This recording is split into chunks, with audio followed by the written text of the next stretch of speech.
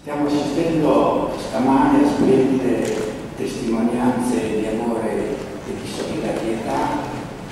che accendono in noi la speranza di un mondo migliore in cui servire il prossimo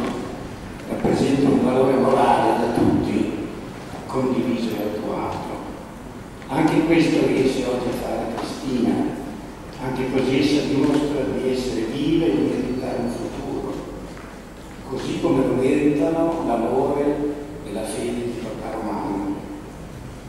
Questo è il motivo principale della partecipazione del Rotary a questa iniziativa. Il Rotary, che annovera più di 1.200.000.000 di soci in tutto il mondo, che dopo 105 anni di vita ha sempre considerato come sua missione primaria quello di servire il prossimo, è ben lieto di essere presente in questa iniziativa e intende mettere all'interno di questa iniziativa le sue competenze, le sue professionalità e le doti umane e i valori che contraddistinguono i soci rotariani. Ne abbiamo un esempio lampante oggi, quando Gianluigi Conti ci ha parlato e quando ha ricordato l'impegno splendido di Francesca Guarfarelli in questa realizzazione. E poiché in questo nostro mondo che è in grande crisi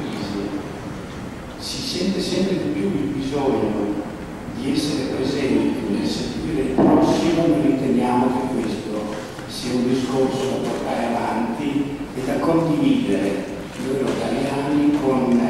le associazioni umanitarie di volontariato e da condividere con le istituzioni pubbliche e private.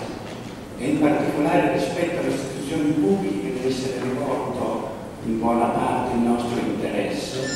oggi di nuovo con la speranza, perché il ministro Sacconi,